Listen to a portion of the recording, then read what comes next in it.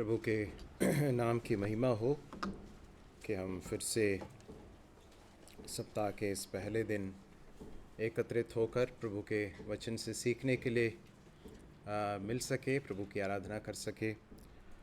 हम कलीसिया के विषय में अध्ययन करते आए हैं। उस अध्ययन को हम आगे जारी रखेंगे। हमने पिछले बार कहाँ तक देखा था, आप बताएंगे? प्राचीनों के कार्य में हमने कुछ कुछ बातें देखी थी जी। चरवाहे झुंड की चौकसी करते हैं, इतनी बातें हमने देखी थी। हमने देखा था कि चरवाहे जो हैं या कलीसिया के जो प्राचीन हैं, मंडली के प्राचीन जो हैं, वो प्रबंध करते हैं, कलीसिया की आत्मिक दशा और दिशा के विषय में निर्णय लेते हैं। किसी विश्वासी को या किसी परिवार को वचन के आधार पर सिखाने के लिए उस संबंध में प्रबंध करते हैं, वचन को सुनाते हैं और सिखाते हैं और झुंड को पोषित करते हैं और झुंड की चौकसी करते हैं। ठीक है, हम इसमें आगे बढ़ेंगे। चरवाहे स्वेच्छा से सेवा करते हैं। पहला पत्रस उसके 5वें अध्याय के 1 से लेकर कुछ पदों को हम पढ़ेंगे। निकाल लीजिए पहला पत्रस 5वां अध्याय 1 से लेकर 4 तक पढ़ लें। तुम में जो प्राचीन हैं, मैं उनकी नाई प्राचीन और मसीह के दुखों का गवाह और प्रकट होने वाली महिमा में सहभागी होकर उन्हें यह समझाता हूँ कि परमेश्वर की उस झुंड की जो तुम्हारे बीच में है रखवाली करो, और यह दबाव से नहीं परंतु परमेश्वर की इच्छा के अनुसार आनंद से और नीच कमाई के लिए नहीं पर मन लगाकर, और जो लोग तुम्हें सौंपे गए हैं उन पर अधिकार न जताओ, वरन झुंड के लिए आदर्श बनो। और जब प्रधान रखवाला प्रकट होगा तो तुम्हें महिमा का मुकुट दिया जाएगा जो मुरझाने का नहीं। धन्यवाद। यहाँ पर हम प्रेरित पत्रस को प्राचीनों को संबोधित करते हुए देख सकते हैं। कलीसिया में जो प्राचीन हैं या एल्डर्स हैं, उनको संबोधित करते हुए कुछ बातों को कहते हुए देखते हैं। वो कहता है, तुम में जो प्राचीन हैं, मैं उनके समान प्राचीन और मसीह के दुखों का गवाह और प्रकट होने वाली महिमा में सहभागी होकर उन्हें ये समझाता हूँ। तो किन्हें समझा रहा है? वो प्राचीनों को समझा रहा है। क्या कह रहा है कि परमेश्वर के उस झुंड की जो तुम्हारे बीच में है रखवाली करो। अब हम इस बात को देख चुके हैं इसके जस्ट पहले वाले पॉइंट में कि चरवाहे जो है झुंड की चौकसी करते हैं या फिर रखवाली करते हैं। तो यहाँ पर भी पत्रस जो है यहाँ पर उसी बात को बता रहा है कि कलीसिया में जो विश्वासी हैं वो प्रभु यीशु मसीह की भेड़ें हैं, प्रभु यीशु मसीह के झुंड है, और प्राचीनों की ये जिम्मेदारी है कि वह उस झुंड की रखवाली करें। और उसके बाद फिर हम उसके दूसरे पद में इस बात को भी देखते हैं, और ये दबाव से नहीं परंतु परमेश्वर की इच्छा के अनुसार आनंद से और नीच कमाई के लिए नहीं पर मन लगाकर। तो हम यहाँ पर अगली बात जो देख सकते हैं वो यह है कि चरवाहे स्वेच्छा से सेवा करते हैं या करने के लिए बुलाए गए हैं। प्राचीनों की जो सेवा है, प्राचीनों को जो जिम्मेदारी परमेश्वर ने कलीसिया में दी है, परमेश्वर उनसे अपेक्षा करते हैं कि वो इस कार्य को कैसे करें? स्वेच्छा से करें। स्वेच्छा से करें से क्या तात्पर्य है? हाँ, बिना किसी दबाव के या फिर किसी के कहने से नहीं, परंतु अपनी ही इच्छा से उस कार्य को करें। परमेश्वर ने जिन्हें कलीसिया में प्राचीन होकर ठहराया है, प्राचीनों को जिन्होंने ठहराया है, उनकी जिम्मेदारी है कि वे इसे बड़े आनंद के साथ स्वेच्छा से करें, है ना। आगे हम पढ़ते हैं, लिखा है कि यह दबाव से नहीं परंतु परमेश्वर की इच्छा के अनुसार आनंद से करें। चरवाहों की बड़ी जिम्मेदारी है कि वे इस कार्य को बोझ के रूप में न लें। जब एक व्यक्ति परमेश्वर के कलीसिया में दी गई जिम्मेदारी को एक बर्डन के रूप में, एक बोझ के रूप में देखने लगता है, तो फिर वो उस कार्य को आनंद से नहीं करेगा। फिर वो एक कर्तव्य बोध से, एक सेंस ऑफ ड्यूटी से करेगा कि हाँ ठीक है, मुझे करना है तो मैं करूँगा। परंतु जब वो इस बात को समझता है कि ये मुझे परमेश्वर ने इस बड़े जिम्मेदारी को दिया है और इसलिए मैं आनंद के साथ करूँगा, अपनी खुद की इच्छा से करूँगा, मैं किसी के दबाव से नहीं करूँगा, तब ये जो कार्य है बहुत ही प्रभावशाली और बहुत इफ़ेक्टिव होता है। देखिए, हमने देखा था कि कलीसिया के अंदर प्राचीनों का जो कार्य है ये एक नेतागिरी का काम नहीं है। ये दूसरों के ऊपर बहुत बड़ा एक पद लेकर जो है सबके ऊपर अधिकार जताने का एक स्थान नहीं है, कार्य नहीं है, परंतु ये सेवा का कार्य है। और इसलिए कि ये सेवा का कार्य है, इसमें बहुत सारी चुनौतियां हैं, है ना। इसमें अपने आप को खर्च करना पड़ता है, खर्च होना पड़ता है और दूसरों के लिए परिश्रम करना पड़ता है। और ये सब करते समय कई बार प्राचीनों के मन में जो है वो ऐसा आ सकता है, ऐसी भावना आ सकती है कि अरे ये कितना बड़ा एक बर्डन है, ये कितना बड़ा एक बोझ है जो मेरे ऊपर है। तो यहाँ पर प्राचीनों को संबोधित करते हुए पतरस ये कह रहा है कि इसे बोझ के रूप में मत देखो, परमेश्वर की इच्छा के अनुसार आनंद से। मतलब क्या है, इस बात को समझना है, प्राचीनों को ये समझना है कि ये परमेश्वर की इच्छा है मेरे जीवन में। This is God's calling, this is God's will for my life. इसलिए कि परमेश्वर की इच्छा के अनुसार मुझे ये जिम्मेदारी सौंपी गई है, इसलिए मुझे ये कैसे करना है, आनंद से करना है, स्वेच्छा से करना है, दबाव से नहीं करना है। ठीक है, तो इस बात को हम देखते हैं। और उसके बाद फिर लिखा है, नीच कमाई के लिए नहीं पर मन लगाकर। अगली बात को हम जो देखते हैं वो ये है कि चरवाहों के जो उद्देश्य हैं वो शुद्ध होने चाहिए। जो प्राचीन है, जो प्राचीनों की सेवा करते हैं, उनकी जो उनके मन का जो उद्देश्य है वो बहुत ही स्पष्ट होना चाहिए, शुद्ध होना चाहिए, उसमें किसी तरह की कोई मिलावट नहीं होनी चाहिए। जो प्राचीन सेवा करते हैं उनके हृदय के अंदर की एक ही इच्छा होनी चाहिए कि मेरी इस सेवा के द्वारा प्रभु के जो लोग हैं, जो कलीसिया के जो विश्वासी हैं, उनका बेनिफिट हो या उनकी भलाई हो। वे किसी स्वार्थ के साथ उस कार्य को ना करें, यह है कहने का अर्थ। जब भी कलीसिया के प्राचीन सेवा करते हैं, कलीसिया में रहकर या व्यक्तिगत रूप से लोगों से मिलते समय, उनके घरों में जाकर वचन को सिखाते समय या उनके साथ व्यक्तिगत रूप से बात करके उनको जो प्रोत्साहित करते हैं या सिखाते हैं, समझाते हैं, सुधारते हैं, इन सारी बातों में प्राचीनों को हमेशा याद रखना है कि मेरा उद्देश्य बहुत स्पष्ट और शुद्ध होना चाहिए। अशुद्ध उद्देश्यों के साथ कभी भी सेवा नहीं करनी, क्योंकि वो परमेश्वर की दृष्टि में ग्रहण योग्य नहीं होगी। It's very important that we have pure motives. हम कुरिन्थियों की पत्री में पढ़ते हैं कि एक दिन आने वाला है जब हमारी सेवाओं को क्या किया जाएगा, क्या किया जाएगा, परखा जाएगा। कैसे परखा जाएगा? आग से परखा जाएगा। आग हर एक व्यक्ति का काम परखेगी और उसमें प्राचीन भी शामिल है, प्राचीनों के कामों को भी परखेगी। परमेश्वर ने जो कार्य दिया था वो कैसे किया, किस उद्देश्य के साथ किया, मन के उद्देश्य क्या थे, क्या मन के उद्देश्यों में कोई स्वार्थ था क्या, ये सारी बातों को परमेश्वर अच्छी तरह से जानते हैं। प्रभु बाहरी चीज़ों से कहीं अधिक बढ़कर हमारे मनों को जांचते हैं, देखते हैं, हमारे हृदय को तौलते हैं। इसलिए उद्देश्य बहुत शुद्ध होने चाहिए।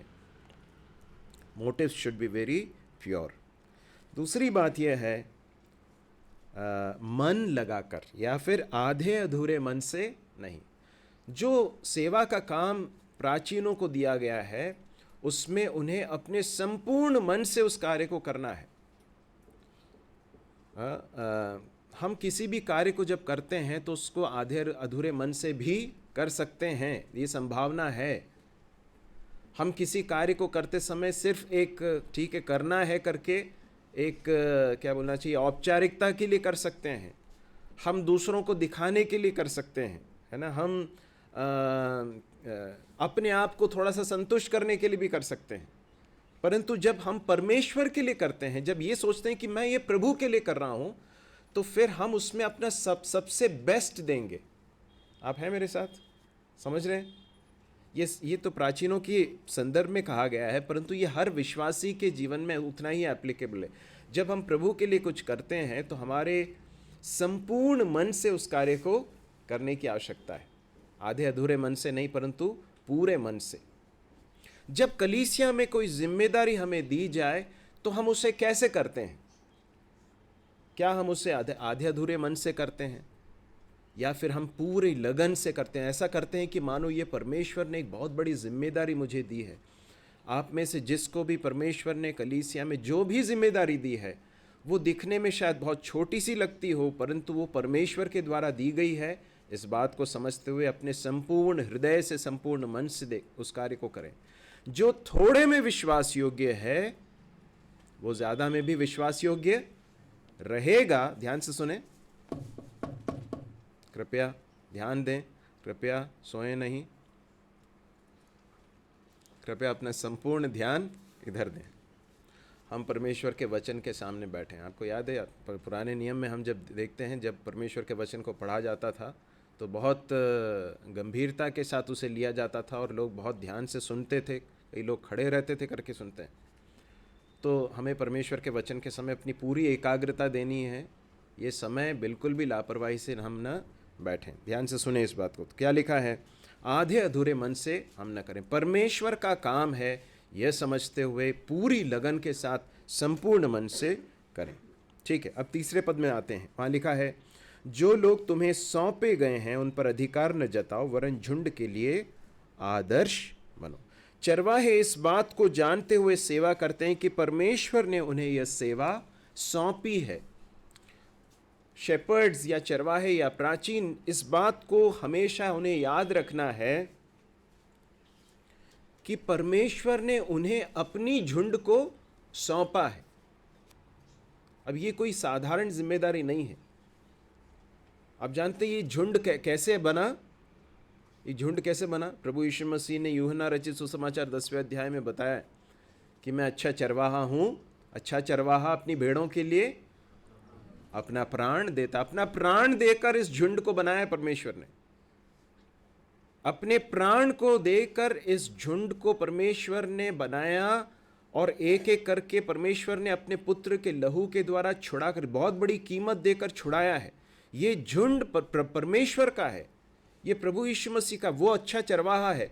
उसने अंडर शेपर्ड्स को या फिर अपने नीचे चरवाहों को नियुक्त किया है ताकि वे मंडली में या कलीसिया में जो झुंड है उनकी रखवाली ये समझकर करें कि ये किसका झुंड है? परमेश्वर का झुंड है। ये प्रभु के लोग हैं। लिखा है, जो लोग तुम्हें सौंपे गए हैं, those who are interested in your care. ये एक सेंस है जो वहां पर आता है। मतलब परमेश्वर ने जब कलीसिया में प्राचीनों को ठहराया तो परमेश्वर इस तरह से देखते हैं कि मैं इन्हें विश्वास योग्य होकर देख रहा हूँ। ये मेरी झुंड की रखवाली करेंगे, उनको पोषण देंगे, उनको सुरक्षा देंगे, उनको सुधारेंगे, उनको डांटेंगे, उनको परमेश्वर के रास्ते में प्रशिक्षित करेंगे, उनको वचन से सिखाएंगे। ये सब करेंगे, इस बात का मुझे भरोसा है। ये भरोसा समझकर परमेश्वर ने, ये भरोसा जताकर परमेश्वर ने झुंड को सौंपा है। They have been interested. लिखा है, जो तुम्हें सौंपे गए हैं। तो प्राचीनों को कभी यह भूलना नहीं है, जो नेतृत्व में है उनको कभी नहीं भूलना है कि ये सौंपे गए हैं। ये मेरे नहीं हैं, परंतु ये किसके हैं? परमेश्वर के हैं। ठीक है, उसके बाद उसी पद में हम पढ़ते हैं, उन पर अधिकार न जताओ, वरन झुंड के लिए आदर्श बनो। चरवाहे अपने जीवन के उत्तम उदाहरण के द्वारा अगुवाई करते हैं, लीडिंग थ्रू एग्जाम्पल। अब देखिए यहाँ पर लिखा है कि अधिकार न जताओ। इसका अर्थ ये नहीं है, आप इसको सही रीति से समझना ज़रूरी है। अधिकार न जताओ का अर्थ ये नहीं है कि प्राचीनों के अधिकार नहीं है, है ना। उसका अर्थ ये नहीं है कि प्राचीनों को कलीसिया में प्रबंध नहीं करना है, वो बस जो है लोगों को पीठ थपथपाने के लिए है, ऐसा नहीं है। परमेश्वर का वचन स्पष्ट बताता है कि प्राचीनों की जिम्मेदारी है कि कलीसिया को एडमिनिस्टर करें या रूल करें, है ना, प्रबंध करें। कलीसिया में जो है जब चीज़ें किसी तरह से अगर गलत होती हुई दिखाई देती हैं तो सुधारें, जहाँ ज़रूरी हो तो वहाँ पर लोगों को डांटें, वचन की खरी शिक्षा दें। तो इन सब में अधिकार है, डेफिनेटली है। परंतु यहाँ पर पतरस कहना क्या चाहता है? पतरस ये कहना चाहता है, जिस तरह से संसार में हम नेतृत्व को देखते हैं वैसा नेतृत्व नहीं है कलीसिया में। कलीसिया में नेतृत्व इस तरह से नहीं है कि जो नेतृत्व में है या जो प्राचीन है वो सिर्फ अपने पद पर बैठकर या एक अधिकार के स्थान पर बैठकर सिर्फ लोगों को आज्ञा देते हैं, ऐसा नहीं है। वो क्या करते हैं, वो करके दिखाते हैं या वो अपने जीवन के उदाहरण से लोगों को बताते हैं कि देखो ऐसा करना है।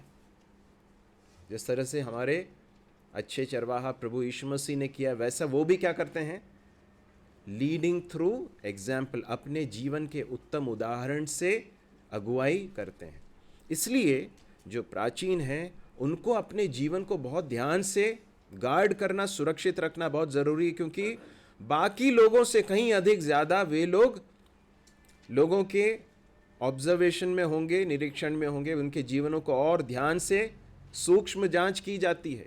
इसलिए उनसे जो स्टैंडर्ड है, उनसे जो मापदंड है वो और भी ऊंचे मापदंड की अपेक्षा उम्मीद की जाती। इसलिए उन्हें अपने जीवन के उत्तम उदाहरण से अगुवाई करना है।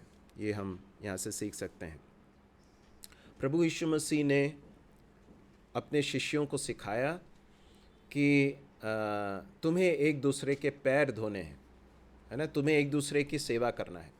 लेकिन वो सिखाने से पहले, वो बोलने से भी पहले प्रभु यीशु मसीह ने क्या किया, करके बताया। क्या किया, सब लोग बैठे हुए थे, है ना, एक दूसरे के लिए वेट कर रहे थे। प्रभु यीशु मसीह ने कहा कि तुम्हें ऐसा नहीं करना चाहिए, ऐसा पहले बताया। ऐसा क्या किया प्रभु यीशु मसीह ने?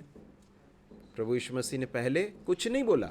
प्रभु यीशु मसीह ने क्या किया, सबसे पहले दास के वस्त्र पहने और उसके बाद फिर एक पात्र लिया, पानी लिया, उसके बाद एक एक शिष्य के पास जाकर उनके पैर धोए, एक से लेकर अंतिम तक सारे शिष्यों के पैर धोए। धोने के बाद प्रभु यीशु मसीह ने बताया, मैं तुम्हारा गुरु हूँ और स्वामी हूँ, मैंने ऐसा किया, तुम्हें भी ऐसा करना चाहिए। तो ये एक एग्जाम्पल है, प्रभु यीशु मसीह का एग्जाम्पल प्राचीनों के लिए भी है, और उनसे ये हमें सीखना है कि हमारे जीवन को देखकर लोग फॉलो कर सकें, समझ सकें। ठीक है, हम आगे बढ़ेंगे। चरवाहे स्वयं को भंडारी के रूप में देखते हैं, देखना चाहिए। पहला कुरिन्थियों 4 का 1 और 2 जल्दी से पढ़ लें। 1 Corinthians chapter 4 verse 1 to 2 पढ़ लेंगे।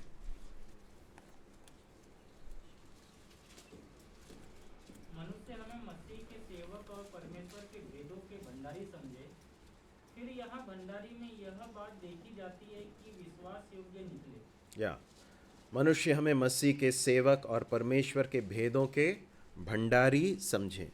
चरवाहे या प्राचीन स्वयं को कैसे देखते हैं, भंडारी के रूप में देखते हैं, परमेश्वर के भेदों के भंडारी। परमेश्वर के भेदों के भंडारी मतलब परमेश्वर ने अपने वचन में जो सच्चाइयाँ बताई हैं, उन सच्चाइयों को परमेश्वर ने उन्हें सौंपा है ताकि वे भंडारी के रूप में, अच्छे भंडारी के रूप में उसे किसके लिए उपयोग करें, झुंड की भलाई के लिए उनका उपयोग करें। वे उसे भंडारी के एक कार्य के रूप में देखते हैं। प्राचीनों का कार्य एक स्टीवर्ड के समान है या फिर एक भंडारी के रूप में। भंडारी कभी भी जो बातें उसे सौंपी गई हैं उनका मालिक नहीं है, उनका स्वामी नहीं, वो सिर्फ क्या है, एक प्रबंधक है, उसे वो सौंपा गया है। ठीक है, हम आगे बढ़ते हैं। उसी भाग में आ जाए, पहला पत्रस 5वां अध्याय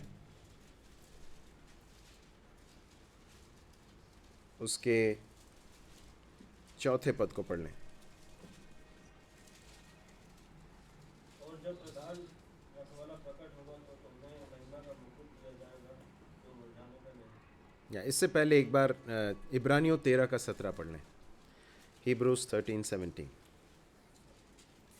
अपने अगुओं की मानो और उनके अधीन रहो, क्योंकि वे उनकी नाई तुम्हारे प्राणों के लिए जागते रहते हैं, जिन्हें लेखा देना पड़ेगा कि वे ये काम आनंद से करें, न कि ठंडी सांस लेकर, क्योंकि इस दशा में तुम्हें कुछ लाभ नहीं। चरवाहों को एक दिन अपने काम का लेखा देना होगा।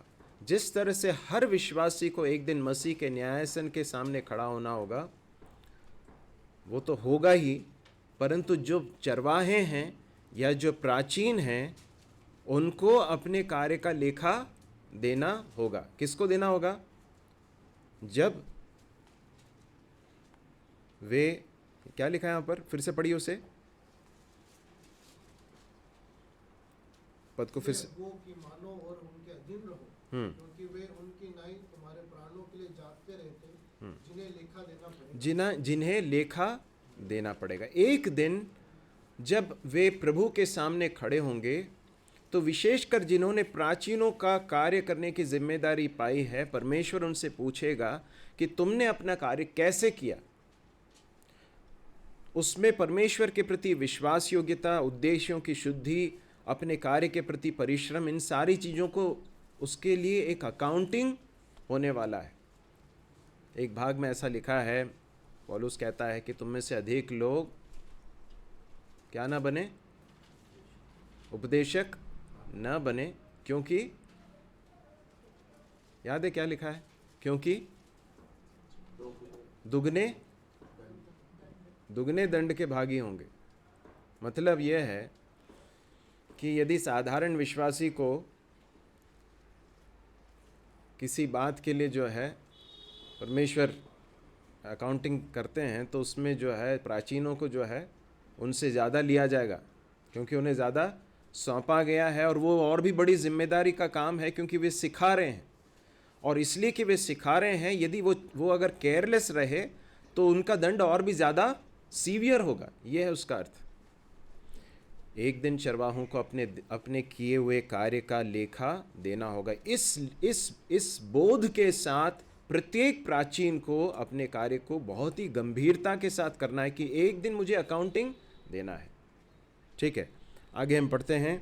पहला पत्रस 5:4 में हमने पढ़ा था कि जब प्रधान रखवाला प्रकट होगा तो तुम्हें महिमा का मुकुट दिया जाएगा जो मुरझाने का नहीं। तो एक तरफ जहाँ पर हमारे जो कलीसिया के प्राचीन हैं उनके कार्यों का हिसाब लिया जाएगा, साथ साथ में जो उन्होंने किया है उसके अनुसार उनको प्रतिफल भी मिलेगा। कैसा लिखा है वहाँ पर? जब प्रधान रखवाला प्रकट होगा। He is the chief shepherd, है ना। चीफ शेपर्ड मतलब क्या है? वो सबसे ऊपर है और उसने अपने झुंड में परमेश्वर ने दूसरे चरवाहों को भी नियुक्त किया है, परंतु वो अंततः सब जो हैं वो प्रधान चरवाहे की या प्रधान रखवाले के प्रति जवाबदेह हैं। और एक दिन क्या होगा? जब वो प्रकट होगा तो महिमा का मुकुट दिया जाएगा जो मुरझाने का नहीं है। तो इसलिए जो इस जिम्मेदारी को कर रहे हैं या आने वाले वर्षों में करेंगे, उनके लिए बहुत बड़े प्रोत्साहन की बात है कि इसमें बहुत तकलीफ़ है, इसमें बहुत संघर्ष है, इसमें बहुत परिश्रम है, इसमें आंसू बहाना है, इसमें कई बार जागना है, ये सारी चीज़ें इसमें शामिल हैं। परंतु इन सब का एक दिन प्रतिफल मिलेगा। जिस तरह से दुगने दंड के भागी हो सकते हैं, उसका दूसरा पक्ष यह है कि प्रतिफल भी मिलेगा। इसलिए जो प्राचीन के कार्य को करते हैं उन्हें उस आने वाले प्रतिफल को देखकर करना है। इस संसार में जो प्रतिफल मिलेगा या नहीं मिलेगा उसके बारे में चिंता नहीं करनी है। अक्सर, ध्यान से सुनिए इस बात को, अक्सर चरवाहों के काम को झुंड कई बार एहसास उनको होता नहीं है। अधिकांश लोगों को एहसास नहीं होता है कि चरवाहे कर क्या रहे हैं, क्योंकि कई बार समझते ही नहीं, समझ नहीं पाते हैं, और कई बार एप्रिसिएशन भी नहीं मिलता है। परंतु परमेश्वर का वचन कहता है कि एक दिन जब प्रधान रखवाला प्रकट होगा तो महिमा का मुकुट दिया जाएगा। उनको ऐसा प्रतिफल मिलेगा जो कभी मुरझाएगा नहीं। ठीक है, प्रभु हमारी सहायता करे। ये जो बातें हम सीख रहे हैं ये वर्तमान में जो रखवाले हैं उनके लिए, और प्रभु ने चाहा तो आने वाले वर्षों में प्रभु के आगमन में अगर देरी हुई तो आगे जिन्हें भी प्रभु इस कलीसिया में रखवाले होकर, प्राचीन होकर उठाए, नियुक्त करे, उनके लिए ये सब बहुत मार्गदर्शन का कारण हो, प्रोत्साहन का कारण हो। प्रभु सहायता करे। आगे हम बढ़ेंगे। प्राचीनों के प्रति मंडली के विश्वासियों की जिम्मेदारी। अब ये हमने अगुओं के संदर्भ में या फिर जो शिक्षा देने वाले हैं उनके संदर्भ में देख लिया है, परंतु हम जरा फिर से उसे दोहराते हुए हम चलेंगे, क्योंकि ये प्राचीनों के लिए उतना ही प्रासंगिक है। प्राचीनों के लिए ये बहुत ही महत्वपूर्ण है। दुगने आदर के योग्य समझे जाएं। जो भी ये रेफरेंसेस हैं जल्दी जल्दी हम पढ़ते हुए जाएंगे ताकि परमेश्वर के वचन का पाठ भी हो जाए और हम आगे बढ़ सकें। पहला तीमुथियुस 5:17। जो प्राचीन अच्छा कर्म करते हैं, विशेष करके वे जो वचन सुनाने और सिखाने में परिश्रम करते हैं, दो गुने आदर का योग समझा जाए। दो गुने आदर के योग्य समझे जाएं, है ना। ये प्राचीनों के साथ दो गुना सब बहुत जुड़ा हुआ है ना। दो गुना आदर, दो गुना दंड, है ना। तो ये सारी चीज़ें उनके साथ जुड़ी हुई हैं। तो बहुत रिस्की काम भी है, बहुत खतरनाक काम है। इसमें प्रतिफल तो है, दंड भी हो सकता है। इसलिए क्या करो, बहुत आदर के साथ उनके साथ पेश आओ, दुगने आदर के योग्य समझे जाएं। ठीक है। फिलिपियों 4:14 से लेकर 16। तो भी तुमने भला किया कि मेरे क्लेश में सहभागी हुए। हे फिलिपियों, तुम आप भी जानते हो कि सुसमाचार प्रचार के आरंभ में जब मकिदुनिया से विदा हुआ तब तुम्हें छोड़ और किसी मंडली ने लेन देन के विषय में मेरी सहायता नहीं की। इस प्रकार जब मैं थिस्सलुनीके में था तब भी तुमने मेरी घटी पूरी करने के लिए एक बार का वरन 2 बार कुछ भेजा था। ठीक है। यहाँ पर हम फिलिपियों के विश्वासियों को पौलुस के द्वारा लिखे पत्री में हम देखते हैं कि प्रेरित पौलुस बताता है कि किस तरह से फिलिपी के विश्वासियों ने उसकी आवश्यकता में मदद की। जो कलीसिया में जो सेवा करते हैं और विशेषकर जो पूरी रीति से सुसमाचार की सेवकाई के लिए अपने आप को दे देते हैं या सिखाने के लिए देते हैं, जिनके पास आय का दूसरा कोई साधन नहीं है, उनके प्रति कलीसिया के या मंडली के विश्वासियों की जिम्मेदारी है कि वो उनकी आवश्यकताओं में सहभागी हों। उसके बाद पहला थिस्सलुनीकियों 5:13 को पढ़ लें। कोई और इब्रानियों 13:17 भी निकाल लें। और उनके काम के कारण प्रेम के साथ उनको बहुत ही आदर के योग समझे। प्रेम के साथ बहुत ही आदर के योग्य समझें। ठीक है आपस में मेल मिलाप से रहे। जी। इब्रानियों 13:17। अपने अगुओं की मानो और उनके अधीन रहो। अपने अगुओं की मानो और उनके अधीन रहो। इन कलीसिया के प्राचीनों के प्रति विश्वासियों का जो जिम्मेदारी है वो सब हम देख रहे हैं, है ना। दुगने आदर के योग्य समझे जाएं, उनकी आवश्यकताओं में सहभागी हों, प्रेम के साथ उनका आदर किया जाए और उनकी मानो और उनके अधीन रहो। उसका 7वां पद भी पढ़ लें। जो तुम्हारे अगुए थे और जिन्होंने तुम्हें परमेश्वर का वचन सुनाया है, उन्हें स्मरण रखो और ध्यान से उनके चाल चलन का अंत देखकर उनके विश्वास का अनुकरण करो। ध्यान से उनके चाल चलन का अंत देखकर उनके विश्वास का अनुकरण करें। तो हमारे सामने एग्जाम्पल्स हैं, है ना। हमारे सामने उदाहरण हैं, प्राचीनों के जो उदाहरण हैं और परमेश्वर के वचन के अनुसार जिन्होंने अगुवाई की है, उनको स्मरण रखना, उनको कभी भूलना नहीं, है ना। तो आपके जीवन में भी ऐसे लोग रहे होंगे, अलग अलग स्थानों में आप जब थे या फिर अभी हैं, जहाँ पर प्राचीन हैं और जो आपकी अगुवाई कर रहे हैं या जिन्होंने की है, उनको स्मरण रखें, उनको भूल नहीं जाएं, है ना। उनके जीवन को धन्यवाद के साथ स्मरण रखें और उनके चाल चलन का अंत देखकर उनके विश्वास का अनुकरण करें। उनके विश्वास का या उनके विश्वास का जो एग्जाम्पल है उसको फॉलो करें। इस बात को हम देख सकते हैं। ठीक है, हम आगे बढ़ेंगे। कलीसिया के अगुओं में जो अगली श्रेणी है या फिर अगला जो कैटेगरी है वो है सेवक, या जिसे अंग्रेजी में कहते हैं डीकन्स। पहला तीमुथियुस 3 अध्याय 8 से लेकर 13 तक हम पढ़ेंगे।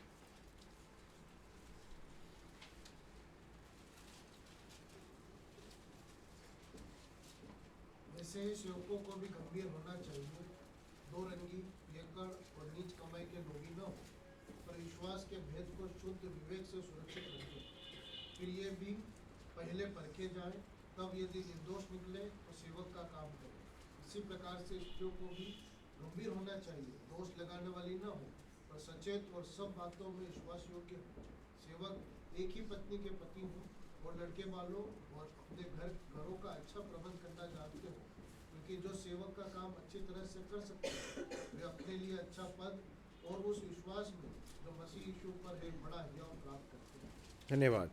जब हम सेवक शब्द का प्रयोग करते हैं, अधिकांश लोगों के मन में जो आता है चित्र वो है इवेंजलिस्ट। यहाँ पर वो सब टर्म नहीं है। यहाँ पर सेवक जो कहा गया वो कलीसिया में जो डीकन्स हैं, है ना, डीकन्स जो शब्द हैं वो यूनानी शब्द डायकोनोस से आया है, जिसका अर्थ है सेवक या नौकर। इस तरह के शब्दों का प्रयोग किया जाता है। हम सबसे पहला उल्लेख इसका पाते हैं या फिर इसका उदाहरण जो हम देख सकते हैं प्रेरितों के काम 6वें अध्याय में हम देखते हैं। आपको याद है वहाँ पर एक समस्या हुई यरूशलेम के कलीसिया में। जो यूनानी भाषा बोलने वाले जो यहूदी लोग थे, उनकी विधवाओं की सुधि नहीं ली जा रही थी करके एक कंप्लेंट जो है या फिर एक शिकायत होती है कि हमारे विधवाओं को जो है भोजन प्रॉपरली मिल नहीं रहा, भोजन का जो वितरण हो रहा है उसमें कुछ समस्या थी। तब प्रेरितों ने क्या किया? प्रेरितों ने सभा बुलाई और कहा कि देखिए कि अब इस जिम्मेदारी को हम लेकर करेंगे, अपने हाथ में लेकर करेंगे तो फिर एक समस्या हो जाएगी। क्या हो जाएगी? हमें जो एक प्राथमिक जिम्मेदारी दी गई है, क्या है? वचन की शिक्षा देना और प्रार्थना करना। ये इस कार्य से हम पीछे हट जाएंगे या फिर वो हम कर नहीं पाएंगे। इसलिए तुम क्या करो, 7 लोगों को तुम्हारे बीच में से 7 पुरुषों को चुन लो। और ये कैसे होने चाहिए उनके बारे में हम पढ़ते हैं। वे सुनाम होने चाहिए, पवित्र आत्मा से और बुद्धि से परिपूर्ण होने चाहिए, विश्वास से परिपूर्ण होने चाहिए। ये सब बातों को हम वहाँ पर देखते हैं कि कहा गया। और उसके बाद 7 लोगों के नाम वहाँ पर हम पढ़ते हैं जिन्हें चुना गया। ठीक है, कौन कौन थे आपको याद है? कम से कम दो लोगों के नाम बताइए। स्तिफनुस और फिलिपुस, है ना। और एक आध का और नाम बता सकते हैं क्या? प्रुक्रुस, निकनोर, फिर तिमोन, परमिनास। वेरी गुड, हो गए के साथ? निकलाउस, है ना, या। तो हम 7 पुरुषों को चुने जाने के उस घटना को वहाँ पर देखते हैं जहाँ पर योग्यताएं बताई गई हैं कि जो डीकन से, अब इनका कार्य क्या था? वहाँ पर ये भोजन जो है इसको सही रीति से इसका वितरण होना चाहिए, इसका डिस्ट्रीब्यूशन सही तरीके से होना चाहिए, निष्पक्ष रीति से होना चाहिए। ये जो समस्या आई है कलीसिया में, ये किसी तरह से कलीसिया में और फूट का या एक वर्ग का दूसरे वर्ग, एक कम्युनिटी का दूसरे कम्युनिटी के साथ, या एक भाषा का बोलने वालों का दूसरी भाषा बोलने वालों के साथ एक बैर का, झगड़े का कारण नहीं बनना चाहिए। इसलिए इसको एड्रेस करना बहुत ज़रूरी है। और इसलिए ऐसे लोगों को चुन लो जो सुनाम है, पवित्र आत्मा से बुद्धि से परिपूर्ण है, विश्वास से परिपूर्ण है। उन्होंने 7 लोगों को चुना और उन्होंने इस कार्य को आगे जाकर किया। ठीक है, तो हम सबसे पहला उल्लेख प्रेरितों के काम 6वें अध्याय में पढ़ते हैं। फिर उसके बाद हमने जो भाग अभी पढ़ा पहला तिमुथियुस, वहाँ पर भी हम सेवकों के बारे में पढ़ते हैं और वहाँ पर कुछ और योग्यताओं को हम देख सकते हैं। अब देखिए ये जो योग्यताएं बताई गई हैं, सबसे पहला कौन सा है? हमने प्रेरितों के काम में देखा, सुनाम होना चाहिए। सुनाम मतलब क्या है? गुड रेप्यूटेशन, अच्छा, उनका लोगों के बीच में एक अच्छा चरित्र होना चाहिए, अच्छे चरित्र वाले या उत्तम चरित्र वाले होने चाहिए। फिर पवित्र आत्मा और बुद्धि से परिपूर्ण होने चाहिए। अब देखिए इनका कार्य जो है, आगे जाकर हम देखेंगे कि इनके कार्य क्या है। इनके कार्य जो है कलीसिया के आत्मिक नेतृत्व से जुड़ी हुई नहीं है एक्चुअली, है ना। इनका कार्य जो है कलीसिया में जो विशेषकर जो फिजिकल अरेंजमेंट्स हैं, है ना, अब उदाहरण के लिए सभा में आने के बाद देखें कि हॉल में अरेंजमेंट्स जो है प्रॉपरली हुए हैं कि नहीं, चेयर्स प्रॉपरली अरेंज्ड हैं कि नहीं, साफ़ सुथरा है कि नहीं, है ना, सब कुछ अरेंज्ड है कि नहीं, पानी की व्यवस्था सही है कि नहीं, यदि भोजन का कुछ की जो व्यवस्था की जा रही है तो उसका सही रीति से उसको प्लान करें। ये इस तरह की जिम्मेदारियां हैं। परंतु इन जिम्मेदारियों को करने के लिए भी कैसे लोग चाहिए? आत्मिक लोग चाहिए। ऐसे लोग चाहिए जिनका चरित्र उत्तम हो, ऐसे लोग चाहिए जो पवित्र आत्मा और बुद्धि से परिपूर्ण हो, जो विश्वास से परिपूर्ण हो। क्यों चाहिए? क्यों चाहिए मालूम है? हम उसके 13वें पद को पढ़ेंगे तब समझ में आएगा। 13वां पद पढ़िए, पहला तिमुथियुस 3:13। क्योंकि जो सेवक का काम अच्छी तरह से कर सकते हैं, वे अपने लिए अच्छा पद और उस विश्वास में जो मसीह यीशु पर है बड़ा हियाव प्राप्त करते हैं। देखिए जो डीकन का काम करते हैं, जिन्हें डीकन का कार्य दिया जाता है, जो उसके लिए चुने जाते हैं, उनके अंदर ये आत्मिक योग्यताएं होना इसलिए ज़रूरी है क्योंकि इस कार्य को करते करते हो सकता है इसमें से कुछ लोगों को परमेश्वर प्राचीन होने के लिए भी चुने या कलीसिया में आत्मिक नेतृत्व करने के लिए भी चुने। तो ये एक तरह से एक ट्रेनिंग ग्राउंड भी हो सकता है, एक ट्रेनिंग का एक दौर हो सकता है, प्रशिक्षण का एक दौर हो सकता है जिसमें वे उस प्राचीनों के साथ में रहते हुए, है ना, प्राचीनों को के और क्लोज होकर वो काम करते हैं, देखते हैं कि वो किस तरह से कार्य करते हैं, किस तरह से निर्णय लेते हैं, और वो उनके लिए अगली एक नेतृत्व की एक श्रृंखला बनने के लिए सहायक हो सकता है। मैंने इसको पहले भी बताया था, आपको याद होगा कि जो कलीसिया में जो प्राचीन हैं उनकी जिम्मेदारी है कि उनके जीते जी अगले एक पंक्ति को, नेतृत्व की पंक्ति को बनाएं, तैयार कर लें। वो कैसे तैयार होंगे? तो उसके लिए ज़रूरी है कि ये जो डीकन्स हैं जिन्हें परमेश्वर ने कलीसिया में इस तरह के कार्यों को करने के लिए जिम्मेदारी दी है, वो उसे विश्वास योग्यता से करें, और उनमें से यदि परमेश्वर ने किसी को प्राचीन होने के लिए बुलाया है, अगर वो योग्यता परमेश्वर ने दी है, तो वो निखर कर उसमें से आएंगे, है ना। ठीक है, अब उसमें से हम इधर आ जाएं, पहला तीमुथियुस में वहाँ पर जो योग्यताएं बताई गई हैं उसमें 8वें पद में लिखा है सेवकों को कैसा होना चाहिए? गंभीर होना चाहिए। गंभीर मतलब कैसा है? एकदम 6 o'clock फेस होना चाहिए, ऐसा एकदम बिल्कुल हमेशा बिल्कुल हंसना नहीं चाहिए, ऐसा है क्या अर्थ? गंभीर होने चाहिए, होने का मतलब क्या है? अपनी जिम्मेदारी को गंभीरता से लेने वाला। और किस किस चीज़ में गंभीर होना चाहिए?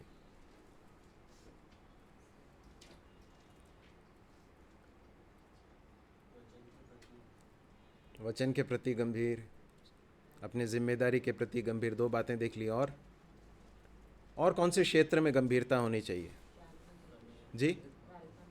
प्रार्थना में, प्रार्थना करने में गंभीर होना चाहिए। और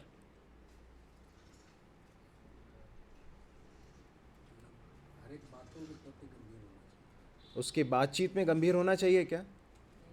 होना चाहिए, है ना। देखिए, एक हल्के फुल्के अंदाज में बात करने का एक संदर्भ हो सकता है जब हम आपस में बैठकर मजाक करते हैं, परंतु जब गंभीर होने की आवश्यकता है तो उस समय पर गंभीर होकर बात करना भी बहुत महत्वपूर्ण है। ऐसा नहीं होना चाहिए कि वो हमेशा ही कर रहा है, तो फिर कोई उसको सीरियसली नहीं लेगा। हमेशा जो है, यदि एक व्यक्ति मजाक ही करता रहेगा तो कभी भी कोई उसको आगे जाकर अगर वो सीरियस कोई बात भी करेगा तो उसको गंभीरता से नहीं लेगा।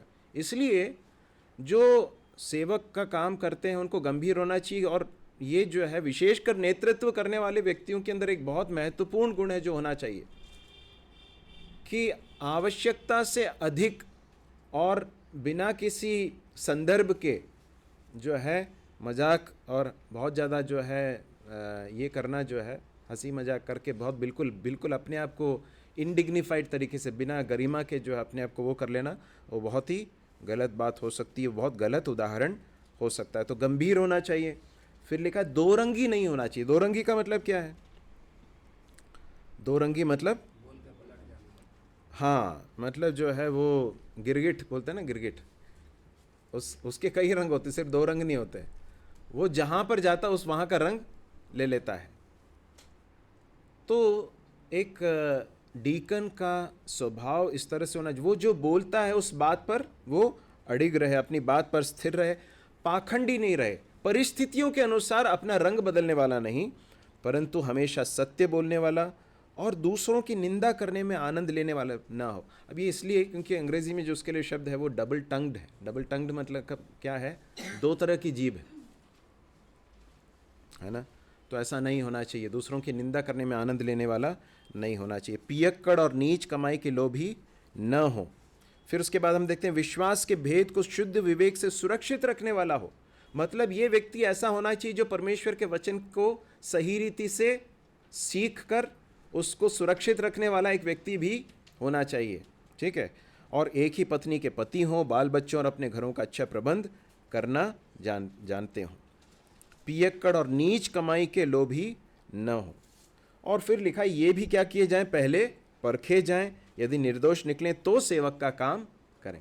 तो इसका मतलब यह कि जो डीकन्स हैं, डीकन के रूप में नियुक्त करने से पहले ज़रूरी है कि कुछ समय उनको टेस्ट भी किया जाए, जिम्मेदारियां दी जाएं, और जब वो जिम्मेदारियों के प्रति वो कितने निष्ठावान हैं, कितने निष्ठा के साथ उस कार्य को कर रहे हैं, उसको टेस्ट किया जाए। और जब देख लिया जाए कि हाँ ये विश्वास योग्यता के साथ कर रहे हैं, तो फिर उनको डीकन का काम करने के लिए नियुक्त किया जाए। इस बात को हम देखते हैं।